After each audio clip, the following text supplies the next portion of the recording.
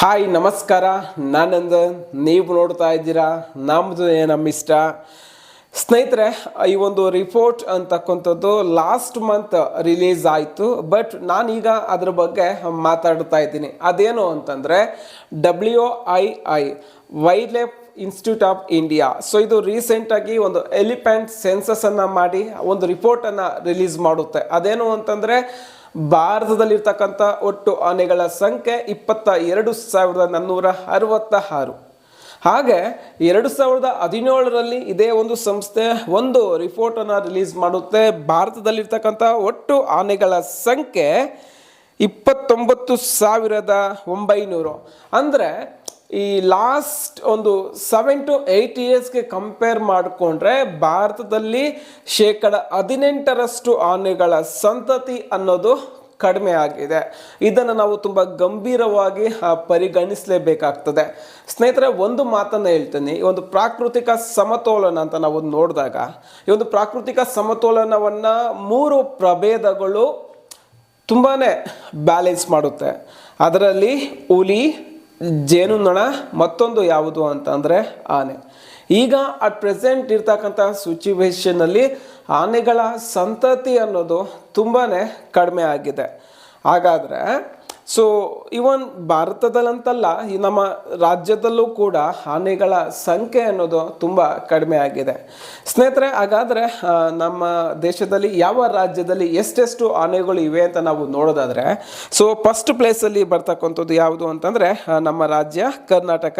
So ಇಲ್ಲಿ ಇರ್ತಕ್ಕಂಥ ಒಟ್ಟು ಆನೆಗಳ ಸಂಖ್ಯೆ 6,013. ಸೆಕೆಂಡ್ ಪ್ಲೇಸಲ್ಲಿ ಬರ್ತಕ್ಕಂಥದ್ದು ಅಸ್ಸಾಂ. ಸೊ ಇಲ್ಲಿರ್ತಕ್ಕಂಥ ಒಟ್ಟು ಆನೆಗಳ ಸಂಖ್ಯೆ 4,159. ಇನ್ನು ಥರ್ಡ್ ಪ್ಲೇಸಲ್ಲಿ ತಮಿಳುನಾಡು ಇದ್ರೆ 3,136 ಆನೆಗಳು. ಸೊ ಅದಾದಮೇಲೆ ಕೇರಳದಲ್ಲಿ 2,785 ಆನೆಗಳು, ಉತ್ತರಾಖಂಡಲ್ಲಿ 1,792. ಸ್ನೇಹಿತರೆ, ಇದು ಭಾರತದಲ್ಲಿ ಅತಿ ಹೆಚ್ಚು ಆನೆಗಳಿರ್ತಕ್ಕಂಥ ರಾಜ್ಯಗಳು. ಸೊ ನಾನು ನಮ್ಮ ಕರ್ನಾಟಕದ ಬಗ್ಗೆನೇ ನಾನು ಮಾತಾಡ್ತೀನಿ.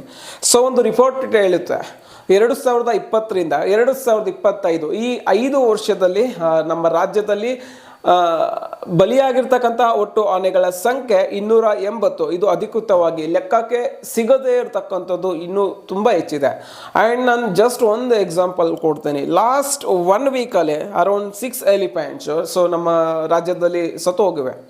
ಸೊ ಅದರಲ್ಲಿ ಬೆಳಗಾವಿ ಹತ್ರ 2 ಕಾಡಾನೆಗಳು ವಿದ್ಯುತ್ ಶಾರ್ಟಿಂದ ಸತ್ತೋದ್ರೆ, ಇನ್ನೂ 2 ಆನೆಗಳು ಕೆಸರಲ್ಲಿ ಊದ್ಕೊಂಡು ಸಾವನ್ನಪ್ತವೆ. ಇನ್ನೂ 2 ಆನೆಗಳು ಕಾಡಲ್ಲಿ ವಯೋಸಹಜ ಕಾಯಿಲೆಯಿಂದ ಸಾವನ್ನಪ್ಪಿರ್ತವೆ.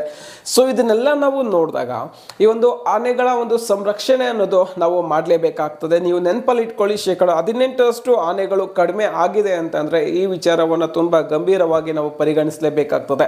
ನಾನು ಇನಿಷಿಯಲ್ ಸ್ಟೇಜಲ್ಲಿ ಹೇಳಿರೋ ಥರ ಒಂದು ಪ್ರಾಕೃತಿಕ ಸಮತೋಲನ, ಬಯೋಡೈವರ್ಸಿಟಿ ಕಾಪಾಡಬೇಕಾದ್ರೆ ಈ 3 ಪ್ರಭೇದಗಳು ತುಂಬ ಕ್ರೂಷಿಯಲ್ ರೋಲನ್ನು ಪ್ಲೇ ಮಾಡುತ್ತೆ ಅಂತ. ಅದರಲ್ಲಿ ಎಲಿಫೆಂಟ್ಸ್ ಇರ್ಬೋದು, ಟೈಗರ್ ಇರ್ಬೋದು, ಹಾಗೆ ಈ ಒಂದು ಬೀಸ್ ಇರ್ಬೋದು. ಸ್ನೇಹಿತರೆ, ಹಾಗಾದರೆ ನಾನು ಜನರಲ್ ಆಗಿ ಥಿಂಕ್ ಮಾಡೋಣ. ಸೊ ಇಷ್ಟು ದೊಡ್ಡ ಪ್ರಮಾಣದಲ್ಲಿ ಆನೆಗಳ ಒಂದು ಸಂತತಿ ಅನ್ನೋದು ಕಡಿಮೆ ಆಗುತ್ತಾ ಇರೋದಕ್ಕೆ ಸೊ ಒಂದು ವೈಜ್ಞಾನಿಕ ಕಾರಣಗಳು ಏನಿರ್ಬೋದು ಅಂತ. ಸ್ನೇಹಿತರೆ, ಮೊದಲಿಗೆ ಯಾಕೆಂತಂದರೆ ಈ ನಂಬರ್ಸನ್ನು ನಾವು ಅಥೆಂಟಿಕ್ ಅಂತ ಹೇಳೋದಕ್ಕಾಗೋದಿಲ್ಲ. ಬಟ್ ರೀಸನ್ಸ್ ಏನಿರ್ಬೋದು ಅಂತಂದರೆ, ಸೊ ಒಂದು ಹವಾಮಾನ ವೈಪರೀತ್ಯ. ಸ್ನೇಹಿತರೆ, ಈ ವಿಷಯದ ಬಗ್ಗೆ ನೀವು ಯೋಚನೆ ಮಾಡ್ಬೋದು. ಈ ಒಂದು ಮನುಷ್ಯರಾಗಿರ್ಬೋದು ಅಥವಾ ಒಂದು ಪ್ರಾಣಿಗಳಿಗಾಗಿರ್ಬೋದು, ಈ ಒಂದು ಸಂತಾನೋತ್ಪತ್ತಿ ಸಾಧ್ಯತೆ ಅನ್ನೋದು ಸೊ ಬರ್ತಾ ಅದು ತುಂಬ ಕಡಿಮೆ ಆಗ್ತಾ ಇದೆ. ಸೊ ಇದಕ್ಕೆ ಆಧುನಿಕ ಜೀವನ ಶೈಲಿ ಇರ್ಬೋದು ಅಥವಾ ಆಹಾರ ಪದ್ಧತಿ ಇರ್ಬೋದು. ಅಟ್ ಪ್ರೆಸೆಂಟ್ ಈಗ ಆನೆಗಳ ಬಗ್ಗೆ ನಾವು ಮಾತಾಡ್ತೀವಿ. ಸೊ ಎಲ್ಲ ಆನೆಗಳು ಎನಿ ಟೈಮ್ ಫಾರೆಸ್ಟಲ್ಲಿರಲ್ಲ, ಅವು ನಾಡಿಗೆ ಬರ್ತವೆ. ಇಲ್ಲಿ ರೈತರು ಬೆಳೆದಿರ್ತಕ್ಕಂಥ ಬೆಳೆಯನ್ನು ತಿಂತವೆ, ಆ ಬೆಳೆಗೆ ಕೆಮಿಕಲ್ಸನ್ನು ಯೂಸ್ ಮಾಡಿರ್ತಾರೆ. ಸೊ ಇದು ಅಂದರೆ ಏನಾಗಿದೆ ಅಂತಂದರೆ ಈ ಒಂದು ಪ್ರಾಣಿಗಳ ಒಂದು ಸಂತಾನೋತ್ಪತ್ತಿ ಸಂಖ್ಯೆಯೂ ಕೂಡ ಅಲ್ಲಿ ಕಡಿಮೆ ಆಗಿರ್ಬೋದು. ಸ್ನೇಹಿತರೆ, ಇದಾದಮೇಲೆ ಸೆಕೆಂಡ್ ರೀಸನ್ ಏನು ಅಂತಂದರೆ ಆಲ್ಮೋಸ್ಟ್ ಈ ಒಂದು ಎಲೆಕ್ಟ್ರಿಕ್ ಶಾಕಿಂದ ತುಂಬ ಆನೆಗಳು ಸಾವನ್ನಪ್ತಾ ಇವೆ. ಇದು ತುಂಬ ಗಂಭೀರವಾಗಿರ್ತಕ್ಕಂಥದ್ದು.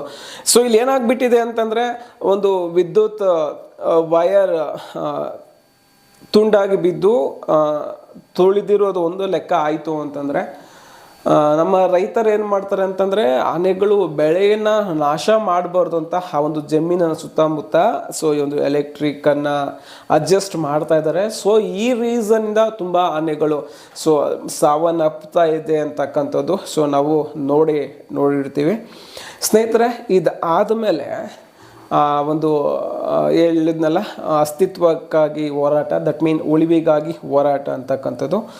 ಸೊ ಎರಡು ಮದ ಹತ್ತಿರ್ತಕ್ಕಂಥ ಆನೆಗಳು ಎದುರು ಬದ್ರ ಆದಾಗ ಸೊ ಅಲ್ಲಿ ಯಾರಾದರೂ ಒಂದು ಆನೆ ಗೆಲ್ಲಲೇಬೇಕು, ಒಂದು ಸೋಲೇಬೇಕಾಗ್ತದೆ. ಸೊ ಇಂತಹ ಸಿಚುವೇಷನಲ್ಲಿ ಕೆಲವೊಮ್ಮೆ ಆನೆಗಳು ತಮ್ಮ ಪ್ರಾಣವನ್ನು ಕಳೆದುಕೊಳ್ತವೆ. ಸೊ ಇದಾದ ಮೇಲೆ ಕೆಲವೊಂದು ಕಾರಣಗಳು ವಯೋಸಹಜ ಕಾಯಿಲೆಗಳು ಅಂತ ನಾವು ಕರಿಬೇಕಾಗ್ತದೆ ಸ್ನೇಹಿತರೆ. ಸೊ ಈಗ ಆನೆಗಳು ತುಂಬ ಸ್ಟ್ರಾಂಗ್, ಬಟ್ ವಯಸ್ಸಾದ ಮೇಲೆ ಅವುಗಳಿಗೆ ಸಿಗತಕ್ಕಂಥ ಒಂದು ಟ್ರೀಟ್ಮೆಂಟ್ ಆಗಿರ್ಬೋದು ಅಥವಾ ಬೇರೆ ಪ್ರಾಬ್ಲಮ್ಸಿಂದ ಆನೆಗಳು ಕೂಡ ಸಾವನ್ನಪ್ತಾ ಇವೆ. ಆ್ಯಂಡ್ ಅದೇ ರೀತಿಯಾಗಿ ಇವೆಲ್ಲ ಕೂಡ ಏನಪ್ಪ ಅಂತಂದರೆ ನಮಗೆ ಮೇಜರಾಗಿ ಸಿಗತಕ್ಕಂಥ ಒಂದು, ಬಟ್ ಇಲ್ಲಿ ಸೆನ್ಸಸಲ್ಲಿ ಈ ನಂಬರ್ಸ್ ವೇರಿಯೇಷನ್ ಬಗ್ಗೆ ನಾನು ಸೈಂಟಿಫಿಕಲಿ ಮಾತಾಡ್ತೀನಿ. ಸೊ ಇದನ್ನು ಒಂದು ಸೆನ್ಸಸ್ ಮಾಡಬೇಕಾದ್ರೆ ಅದಕ್ಕೆ ಒಂದು ಮೆಥಡನ್ನು ಯೂಸ್ ಮಾಡ್ತಾರೆ. ಸೊ ಒಂದು ಬೌಂಡರಿಯಲ್ಲಿ ಇರ್ತಕ್ಕಂಥ ಒಟ್ಟು ಆನೆಗಳ ಸಂಖ್ಯೆ, ಸೊ ಅದರ ಎತ್ತರ ಆಗಿರ್ಬೋದು, ಅದರ ಆಕಾರ, ಅದರ ಬಣ್ಣ, ಇವೆಲ್ಲ ಬೇಸ್ಡಾಗಿ ಇಟ್ಕೊಂಡು ಏನು ಮಾಡ್ತಾರೆ ಅಂತಂದರೆ ಆನೆಗಳ ಒಂದು ಸೆನ್ಸಸನ್ನು ಮಾಡ್ತಾರೆ. ಸೊ ಬಟ್ ಇಲ್ಲಿ ಏನಾಗ್ಬಿಟ್ಟಿರುತ್ತೆ ಅಂತಂದರೆ ಆ ಒಂದು ಜಾಗ್ರಫಿಕಲ್ ಏರಿಯಾ ಅಂತ ಬಂದಾಗ ಅಲ್ಲಿ ಕೌಂಟ್ ಮಾಡಬೇಕಾದ್ರೆ ಈ ಆನೆ ಇನ್ನೊಂದು ಪ್ಲೇಸಲ್ಲಿ ಹೋಗಿದ್ದು ಅಥವಾ ಈ ಥರ ಒಂದು ಟೆಕ್ನಿಕಲ್ ಇಶ್ಯೂಸಿಂದ ನಂಬರ್ಸ್ ಅನ್ನೋದು ವೇರಿಯೇಷನ್ ಆಗಿರ್ಬೋದು. ಬಟ್ ಇದರ ಸಾಧ್ಯತೆ ಅನ್ನೋದು ತುಂಬ ಕಡಿಮೆ. ಬಟ್ ಒಂದು ವಿಷಯ, ಆನೆಗಳ ಸಂತತಿ ಅನ್ನೋದು ದಿನದಿಂದ ದಿನಕ್ಕೆ ತುಂಬಾ ಒಂದು ಕಡಿಮೆ ಆಗುತ್ತಾ ಇದೆ ಅಂತ ಹೇಳ್ತಾ, ಆ್ಯಂಡ್ ಸೊ ನಮ್ಮ ಮುಂದೆ ಇರ್ತಕ್ಕಂಥ ಸವಾಲುಗಳು ಏನು ಅಂತಂದರೆ, ಒಂದನ್ನು ಅರ್ಥ ಮಾಡ್ಕೊಳ್ಬೇಕು, ಈ ಭೂಮಿಯ ಮೇಲೆ ಸೊ ಪ್ರತಿಯೊಂದು ಪ್ರಾಣಿಗೂ ಬದುಕ್ತಕ್ಕಂಥ ಒಂದು ಹಕ್ಕಿದೆ. ಅದನ್ನು ಕಸಿದುಕೊಳ್ತಕ್ಕಂಥ ಅಧಿಕಾರ ಯಾರಿಗೂ ಇಲ್ಲ. ಹೌದು, ಮನುಷ್ಯ ಬುದ್ಧಿಜೀವಿ, ಎಲ್ಲವನ್ನು ತಿಳಿದಿರ್ತಕ್ಕಂಥನು. ಸೊ ಎಲ್ಲವನ್ನು ತಿಳಿದಿರ್ತಕ್ಕಂಥ ಮನುಷ್ಯ ಸೊ ನಮ್ಮ ಪ್ರಕೃತಿಗೆ ಇಷ್ಟು ಅಪಾಯವನ್ನು ತಂದಿಡ್ತಾ ಇರೋದು ಸೊ ಇದು ಒಂದು ನಮ್ಮ ಮುಂದೆ ಇರ್ತಕ್ಕಂಥ ಒಂದು ದೊಡ್ಡ ಗಂಡಾಂತರನೇ ಹೇಳ್ಬೇಕಾಗ್ತದೆ. ಸೊ ಮನುಷ್ಯ ಅಲರ್ಟ್ ಆಗಬೇಕು, ಎಲ್ಲ ಪ್ರಾಣಿಗಳಿಗೂ ಸಸ್ಯಗಳಿಗೂ ಜೀವಿಸುವ ಸಮಾನ ಹಕ್ಕಿದೆ ಅಂತ ಅರ್ಥ ಮಾಡ್ಕೊಳ್ತಾ ಸೊ ಈ ಒಂದು ಸ್ಮಾಲ್ ವಿಡಿಯೋನ ಇಲ್ಲಿಗೆ ಮುಗಿಸ್ತಾ ಇದ್ದೀನಿ. ಆ್ಯಂಡ್ ಇಷ್ಟೊತ್ತು ವಿಡಿಯೋ ನೋಡೋದಕ್ಕೆ ಧನ್ಯವಾದಗಳು. Thank you.